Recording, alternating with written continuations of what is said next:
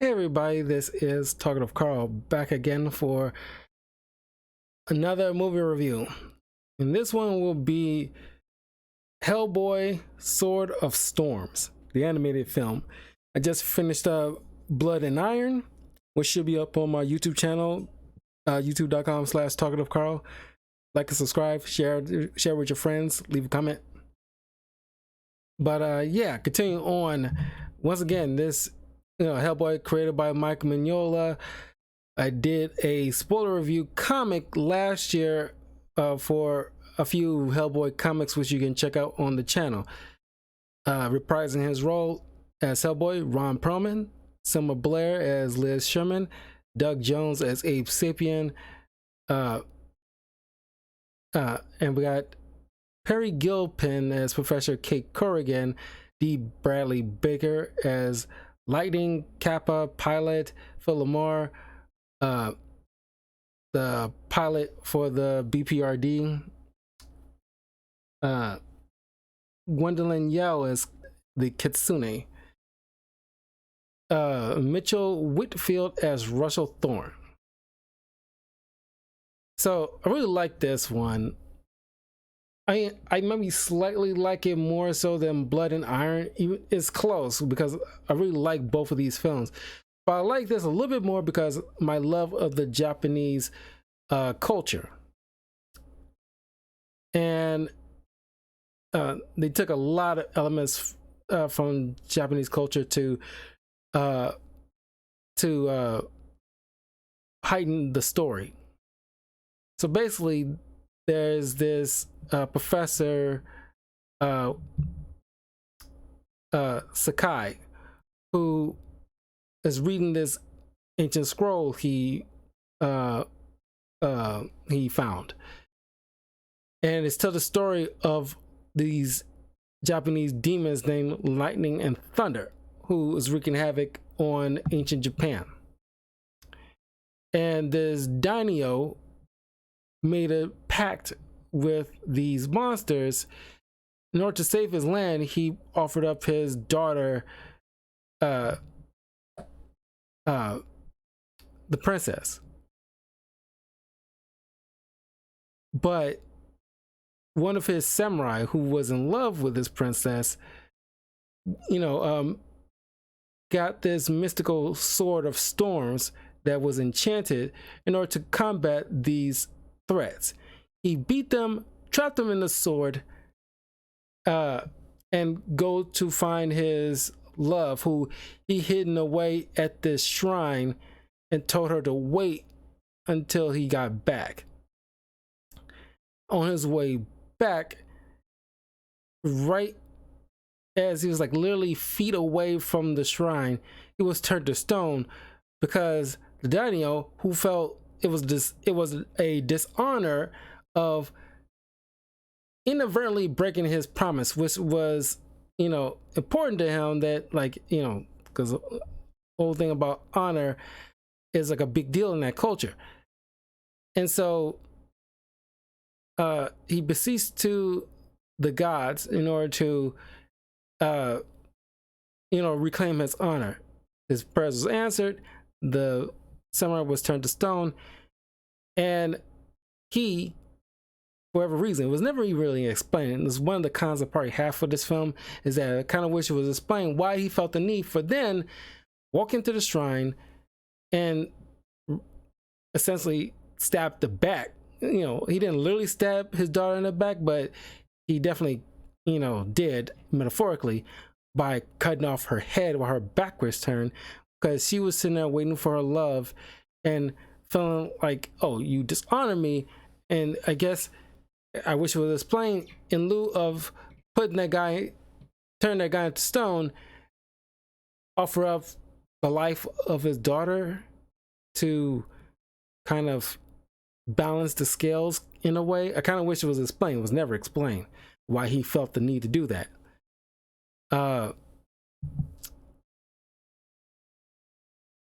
So after reading this tale on the scroll, the lingering spirits of these demons possess this man, who forced him to go to this other curator who held the Sword of Stones in his house. And while trying to retrieve this sword, this ghostly spirit of this samurai repelled this possessed professor. He ends up in this, pushed back or transported far away to this alleyway. And this is all in Japan, mind you. And so the BPRD was called Hellboy and Kurrigan, along with this psychic who Hellboy really don't care for psychics, is trying to investigate and see what happened, realizing the professor was possessed. So I got to find him, but Hellboy sees the sword on the ground, picks it up, and he's immediately transported to ancient Japan, or at least like a mystical realm of Japan, where he sees this Kitsune leading him towards the West. Like, it's essentially Journey to the West, but that's Chinese mythology. And while on Earth, storms are raging because it's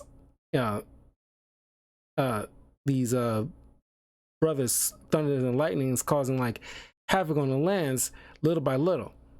And their goal is to be released, and so they can summon their dragon brethren to the earth. So the BPRD, Abe, and Liz are trying to prevent all that. So Hellboy, while he's going on his journey, meets up with all these different yokai, Japanese demons and monsters along the way. It's kind of like a video game. It's very cool because the possessed professor is sending out each of these creatures like some kind of like board game kind of situation.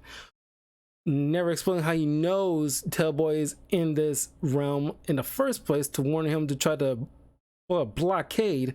He doesn't even know he has the Sword of Stones anyway, but somehow he does. So he sends out these what do you call them?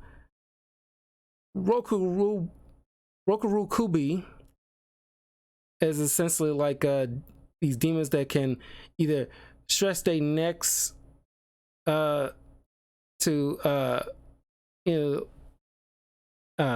their heads to like lunge out at you, or they can be seemingly human, but they can detach their heads to attack you and eat you.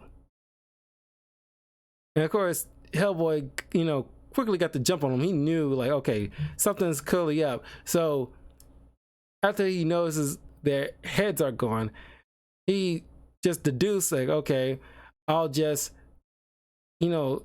chain up these bodies, toss them into the nearby river, and sink it to the ground. And while he's tangling with these heads, they try to ask him like, "What you done with our bodies?" He's not saying nothing until the sun comes up. Not sure how he suspects they are weak against sunlight. He then tells them, I threw him in the bottom of the river. You guys didn't look that very hard. And so they turn to ash. And it's like, I love Ron Perlman's dry humor as Hellboy is so hilarious. But I just kind of wish how he knew that would be effective in a way. Because he doesn't do much research. He relies on other people to fill him with information, so he knows how to stop it. Then he deals with this spider monster, Juragumo, and she spits like green flames, and because they each trying to claim the sword for the thunder and lightning, but he in her, like, because as he's stomping through all these spiders and crushing them and killing them, she's getting infuriated by her babies being killed, and so she's spitting this green flame all over this forest, and then she ends up burning herself to the freaking ground in her rage. Then having enough, he sends like this Kappa, which is like this green reptilian like creature that is, attacks people via the water, and he has kind of like, the Pokemon Ludicolo is based off of this Japanese creature. It has like this kind of disc on his head where it holds all this water that keeps giving him strength while anytime he's outside the water. And if you wrestle it and beat it, according to this nearby villager, if you wrestle it and beat it, it has to answer any of your questions that you ask it. And yes, like, how do you how I get home? You have to break the sword in order to get home, but in breaking the sword, you release the demons too. So he continues his journey, and he still has to fight off all these other different Japanese creatures from the lore of Japanese mythology. And upon trying to deal with this giant Oni type of demon, and while he's trying to deliver the final blow with the sword, the demon disappears and he hits the stone figure of the samurai, breaking the sword, which is kind of symbolized kind of some level of irony to this. And so everybody starts, well, except for Abe and Liz, they are dealing with like a sea dragon that's tried to poke his way out.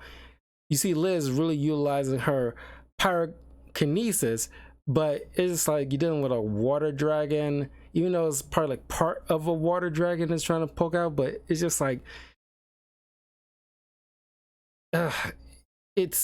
she nullifies it, but I don't think it actually killed the doggone thing because it's a water dragon. I don't think it's like fire would be very effective against this thing. But they meet up with this Kasune, who turns out to be this old woman. Don't know. That's another issue I probably have. Like, what is this Kasune's connection with? It is like this distant relative to the princess or something. It's like, who are you and why do you feel the need to insert yourself in order to give these ghosts peace? Because Hellboy along the way meets up with the ghost of the princess, who's still waiting for her hero, her lover. But Hellboy, now in the real world, is taking on Thunder and Lightning and putting up a fight too.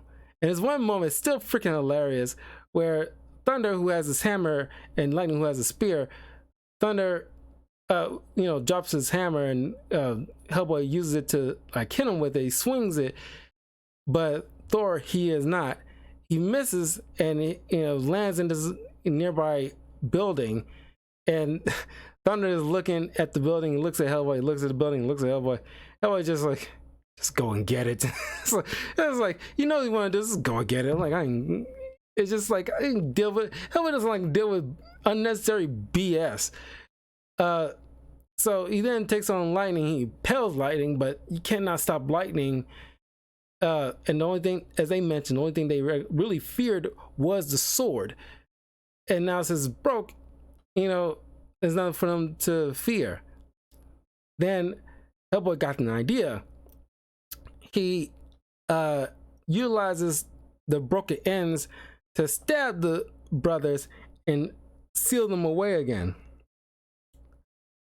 But then I question, like, okay, but the thing is not whole anymore. Maybe if they would have figured out some way to like reconnect it, so they can be truly trapped, but it seems like a cop out in a way. I was like, it still counts. And they trapped them, resealed them, and now the calamity all over the world that was sprouting, that the BPRD was taking notice, whereas like different types of dragons was trying to unearth themselves because they sealed inside the earth, or I guess in a separate plane of existence that's, little by little is getting weakened, and so they break through that and break through the crust of the earth, but they get resealed again. Oh, and then Corrigan, that psychic, he seems like he's spouting nonsense, but early in the first act, he starts like getting, as they doing an investigation in the professor's office, he's touching stuff because he has to touch everything in order to get an idea of what's going on. It's like he started saying little hints about, biting heads, emphasizing the headless demons and like all the other monsters that Hellboy will later fight. But it's all nonsense to everybody, jumping up nonsense. But as you're watching this film, everything starts to make sense along the way, which proves that he is effective. I kind of wish it. I hate to use the word, but F it. I kind of wish that it kind of played them to be not only make it make sense throughout the story, but it's like, because Hellboy's complaining is like these people are useless because they always tell you stuff way too late in the game, where it's like, be warned, because that would be more fortune tellers, not psychics. So Hellboy's kind of wrong on that part, whereas like he expects these psychics to foretell the future so they can be properly prepared, but that'll be more of a fortune teller's job, not a psychic. But I kind of wish the psychic would be like, get a sense of you, some kind of headless creatures, and I see an outline of you or something like that. Be wary or something like that, because like what he's doing is fortune telling. It's not psychic. A psychic would be more akin to like reading minds or moving things with your mind. He's more of a fortune teller. A lame one, in a sense, but not knowing, but a lame one, is kind of like with that human metal detector in Blood and Iron, where it's like he's less annoying compared to this guy, this psychic, but it's like, how useful are you? It'd be different if you're like Magneto, where you control metal, and sense it, but it's just like, how effective in everyday situation is it? And this psychic, you're not a psychic, you're a fortune teller. This is like a big grievance I have with this character and how it's written. It's like, it'd make more sense if you say like, oh, we brought this fortune teller, sometimes they're useful. And then you have like a more proper line of dialogue about this guy. A psychic is like, reading minds, like have him read the mind of this curator so you'll know exactly what he saw and what he experienced, so we can look around and properly assess the situation. Anyway, the ghost, because trying to stop one of the demons, Hellboy takes the statue of the samurai, breaks it open, and in a way releases the spirit of the samurai. And as the casino points out, like these ghosts of the daimyo, the daughter, and the samurai, all the events are playing out over and over again, and Hellboy just intervenes and tells his daimyo off, like, hey, like, none of this, like, you don't need to keep doing this, what, it's like, isn't it time for you to forgive these people? And it's like this, him chewing out the daimyo, and he just understands the scenario after so long, now decides, oh, well, I don't need to do this anymore, and then finally bows in respect to the samurai and allows the spirits of the princess to reunite with the samurai as they all finally rest in peace. And it's like, It's way too easy, in my opinion. And just like, oh, just one stern lecture from Hellboy gives this ancient ghost daimyo a clarity of like, oh wow, I really effed up.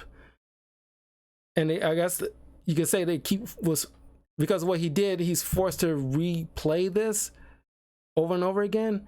But there's no sense of like, I'm being forced to do this or relive this moment because I was wrong. None of that.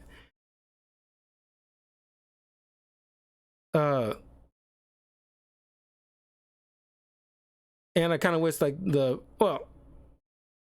and the ghost of December just standing there without trying to stop him. He just like accepts that this has to play out kind of situation. It makes a little bit more sense with the girl because she doesn't know, or her back was turned. She doesn't know, that she was killed by her own father. She just like, I was just waiting here, and all of a sudden I'm just still waiting here and still waiting and still waiting. I realized she's a ghost this whole time. But it all ends on a happy note with, these ghosts finally resting in peace, and these thunder and lightning is finally sealed away, and their atrocities are stopped. Once again, it seemed very easy to reseal them in like a broken sword. Well, it'd have been better if they somehow reforged it somehow, either by mystical means or something. Because the Kitsune is just, like, what is her concern with these people? It's like, are you related to any of them? Are you there to reforge the sword if it's broken? Because that would have helped if you could. You're just there to be like an old wise woman and like to point people in the directions they need to go. So useless. I won't say they're useless, but it's like, why are you here? Beyond just telling people where to go. Like, where is your connection with these people? And I just got through saying like how I like this slightly more than Blood and Iron, but I point out certain things that kind of get under my skin in terms of plot. I think it's less plot holes in Blood and Iron than it is here, in my opinion. But that was Sword of Storms. Like I said, I still enjoyed it. It's still fun to watch. The art is amazing. The voice actor is amazing. But it's just like the plot holes that I pointed out seems like, okay, why is this here? And why are you here? And why people like, misconstruing people's purpose, whatever. But yeah, I will see you guys later on in the week for Spider-Man 2, my walkthrough of that. My Zatanna comic book spoiler review will be coming later in the week as well. Don't know which movie I'm gonna be reviewing next, but stay tuned for that. But anyway, I will see y'all soon. Have a great night. Take care. See y'all later.